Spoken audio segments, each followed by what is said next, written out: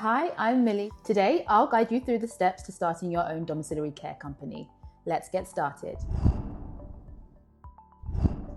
Domiciliary care, also known as Homecare, provides support and services to people in their own homes. It includes help with regulated activities such as personal care and medication management, as well as ensuring adequate hydration and nutrition.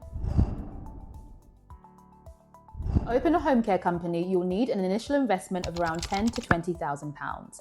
This business is challenging, so thorough market research is essential to understand your competition and customer needs.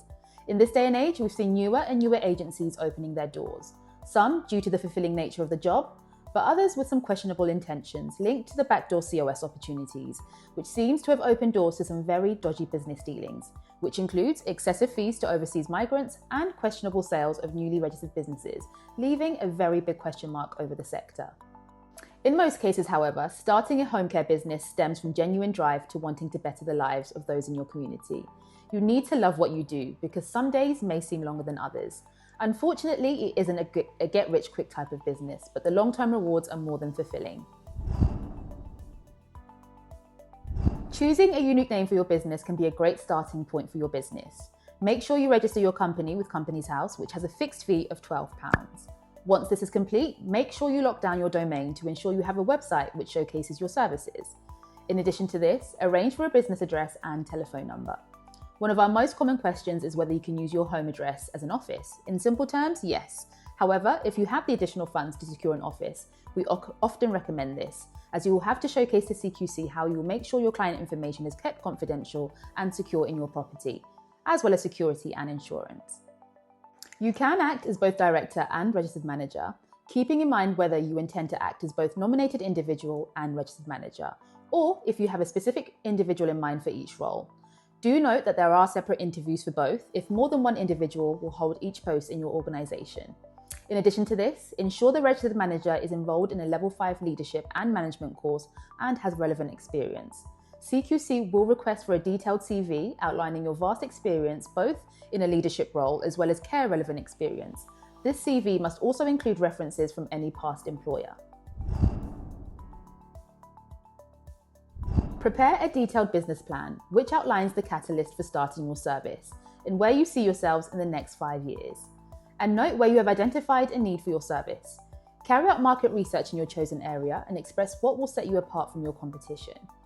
Include a financial forecast to show sustainability and growth potential, as well as utilising your chosen accountant to attest to your financial standing. CQC will need this to come from a trusted and reputable accountant. So, what do we mean by market research and financial viability? We mean, have you done your due diligence? For example, reaching out to local authorities to see if there's actually a need for a new provider in your area. Have you identified private clientele and how you'll market to them? For example, leaflets, brochures, and making sure you have marketing materials. Have you considered using Bark, Lottie, or Autumna, which also come with an additional cost? Have you considered tenders? Unless you're writing them yourselves, you may have to put aside a pot of money. If you haven't considered all these factors, you may have to sit down and come up with a plan before registering. Otherwise, you may face disappointment. Once you've done this, start filling in your CQC application, including the nominated individual and registered manager sections. You don't need a website before getting CQC registration, but it's advisable to integrate SEO once you have one. You will need to undergo an enhanced DBS check, which differs from the normal staff DBS you may be used to.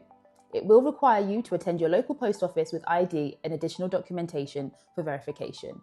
Prepare your business policies and ensure you understand them well, as CQC will want to see the individuality of your service. Submit your application with all required documents like policies, CVs, care plans, as well as your statement of purpose. If your application is satisfactory, CQC will contact you within 8 weeks or more to schedule an interview. Prepare for the interview by reviewing the Care Act 2008, CQC's fundamental standards, and your business policies. Have an understanding of CQC's key questions, formally the key lines of inquiry, which covers safe, caring, responsive, effective, and well-led. Be ready to provide examples and be yourself during the interview. It's advisable to speak with peers to gain additional support, but it's worth noting that inspectors are different and may conduct their interviews differently. So it's key to know why you intend to open your service and demonstrate your knowledge and abilities. Finally, Starting a home care company is a significant commitment that can be incredibly rewarding. With careful planning and adherence to regulations, you can create a successful business that makes a real difference in people's lives. We can assist you every step of the way to take the stress off your shoulders. We can assist you to keep the costs low while supporting you with registration, both with CQC and Companies House. We can also help with policies, marketing materials, and SEO integrated websites, as well as interview preparation. We also help with formulating detailed business plans, and once you're ready to go, we have a team of great tender writers to help you secure the bids that you need.